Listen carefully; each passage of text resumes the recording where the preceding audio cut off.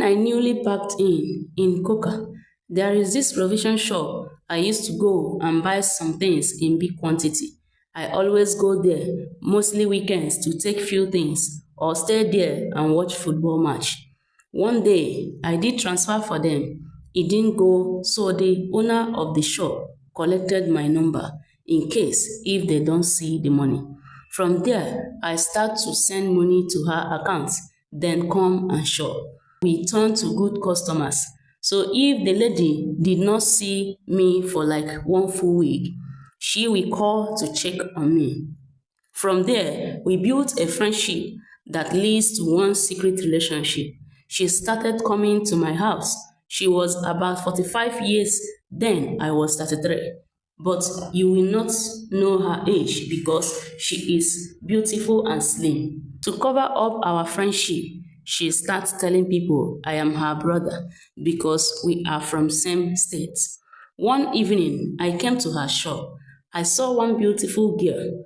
When I jokingly told her I like her and I will marry her, she laughed and said all she needs now is to go to NYSC. In few months, with that little conversation, we build friendship. My friend, who is the shop owner, was there when I asked her, "It's like you just got new sales girl." She said, "Not really, that she is her cousin." After 2 days, I jokingly told her I like that her cousin. She felt offended and jealous. From that day, I stopped talking about the new girl in her presence. I later got the girl's number. I started chatting her. We started talking. She later accepted my friendship proposal.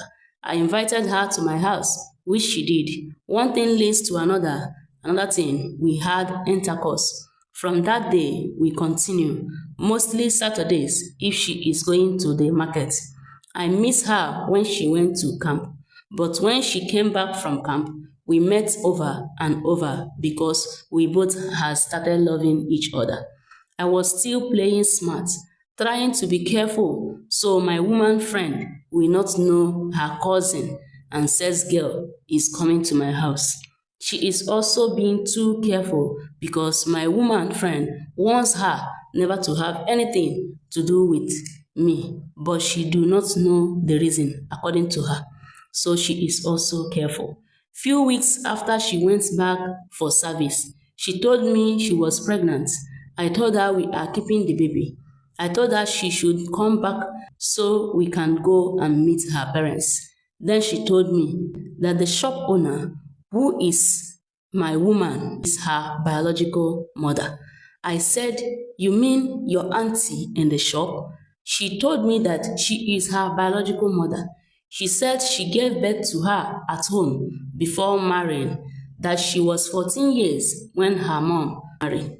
She said she stays with her grandma all her life, that she only sees her biological mothers during festive season. When she married, she only goes to her house only during holiday. Even if she wants to introduce her to someone, she will say she is her sister or cousin. Even her mom told her to be calling her auntie, which she always do. Because each time I ask this my NYSC girlfriend about her family, she will tell me her mother is alive, but her father is no more. When I asked her town, she simply told me she came from same place, same village with her auntie, who is my friend. I didn't bother to ask more. At this point, I don't know what to do. Whether to tell my NYSC girlfriend that I have been dating her and having intimacy with her mother too, or tell my woman friend that I pregnanted her daughter, but I know it's a very difficult thing to do. At this point, I chose to open up to my woman friend. I called her to my house. I told her I have found love, who is going to be my wife because she is always reminding me to marry. I added that she is even pregnant now. She wasn't happy. She said, "So you have been seeing other girls while you are having an affair with me and refused to tell me." I tried to calm her down and finally broke it down for her that the girl I pregnanted says she is your daughter. who I see as your sales girl."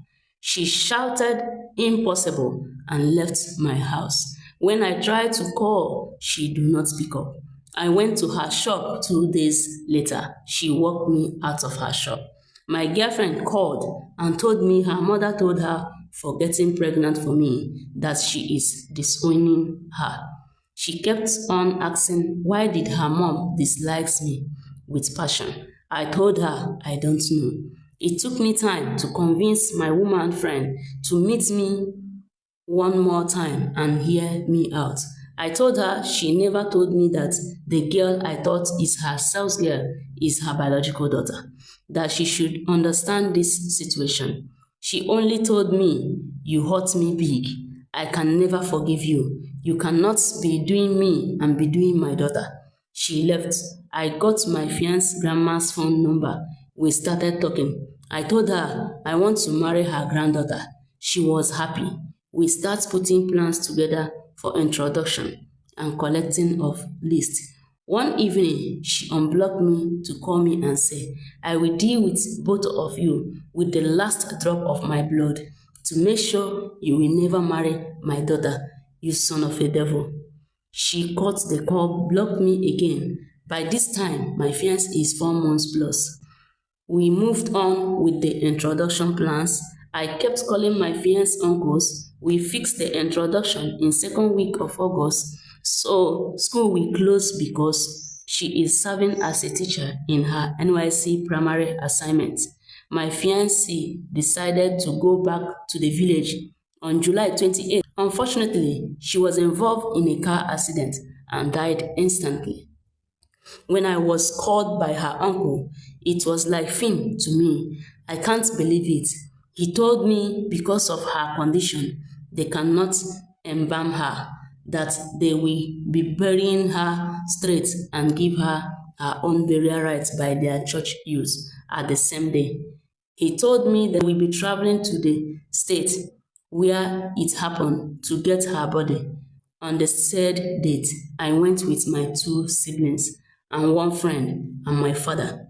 We picked her body from mortuary in Ondo, where it happened, and headed to the east. The next day, she was buried. If cry can bring her alive, my tears would have done that. I wished to die and to be buried the same time with her, but it wasn't possible. I saw her mom during her burial shedding crocodile tears on that day, but she has successfully took her daughter's lives. When we returned to Lagos, I couldn't sleep alone. My dad forced me to move down to Abeokuta for some reasons. Few weeks later, I packed out of that area and resigned from work to know if I can stop blaming myself. But no, it's almost 10 years now. I still see her in my dream crying.